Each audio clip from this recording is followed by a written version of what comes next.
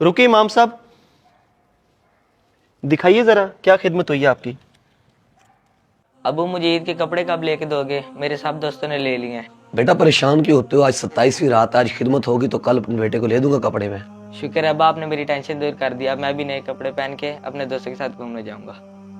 अरे साग भाई, आप यहाँ पर बैठे हैं? मस्जिद में ख़त्म कुरान है, 27वीं रात है। आए चले मेरे साथ।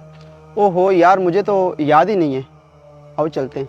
अरे हाँ चलो, टाइम पहले ही बहुत शॉर्ट है यार। एक तो आज इमाम साहब की खिदमत भी करनी पड़नी है। आप कितनी खिदमत करोगे? 300-400 दे दूंगा यार, बहुत है। अच्छा चलो, मैं भी 500 कर दूंगा। बस बहुत है। अस्सलामु अलैकुम रहमतुल्लाह, अस्सलामु अलैकुम रहमतुल्लाह। इमाम साहब तकमील कुरान पाक पर बहुत बहुत मुबारक हो आपको। बहुत मुबारक हो कारी साहब, मुबारक हो, मुबारक हो। आप सबको भी मुबारक हो।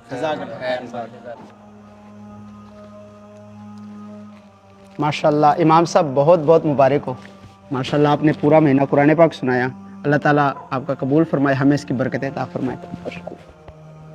माशाल्लाह ये इमाम साहब मेरी तरफ से छोटा सा नजराना कबूल फरमाए। ये ले इमाम साहब, मेरी तरफ से भी नजराना कबूल कीजिए।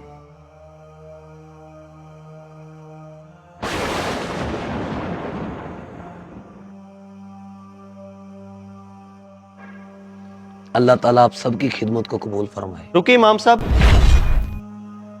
दिखाइए जरा क्या खिदमत हुई है आपकी। रुके दानिश भाई, ये भी कोई बात है यहाँ पर करने वाली? आप एक मिनट चुप करेंगे? इमाम साहब इजाजत है, गिन सकता हूँ? दानिश में इसकी हाजत तो नहीं है, देख लें फिर भी आप। जी बहुत शुक्रिया इमाम साहब।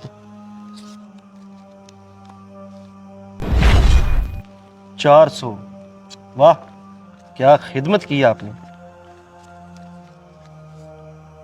500, वेरी गुड।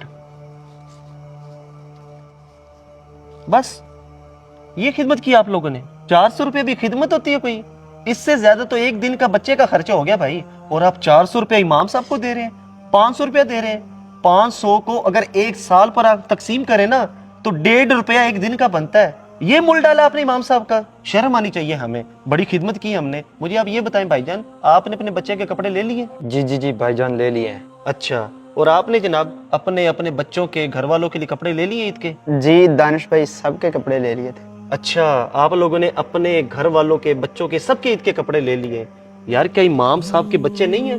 क्या इनके घर वाले नहीं है? 500, 400, हजार देकर हमने कहते हैं कि हमने हक अदा कर दिया। इनके भी अखराजात होते हैं, इनके भी मामलात होते हैं। हमारी खुशी गमी में इमाम साहब हमारा साथ नहीं छोड़ते।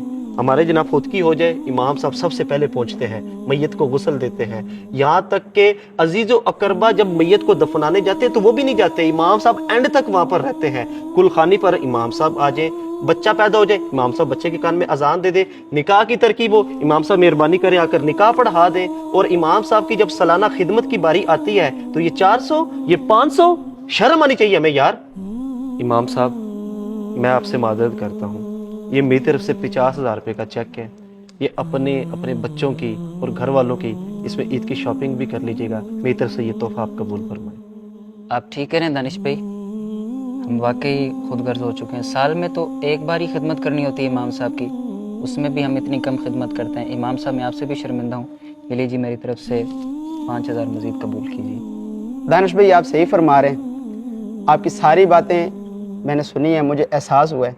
यकीनन इमाम साहब भी हमारी तरह इंसान हैं, इनके भी अखराजात हैं। मैं इंशाल्लाह कोशिश करूँगा माहाना इमाम साहब की जितनी हो सके खिदमत करूँगा। मज़ीद इमाम साहब कुछ मेरी तरफ से कबूल फरमा लें। माशाल्लाह बहुत खुशी हुई। अल्लाह ताला आप सबको सलामत रखे, बुरा ना मानिएगा।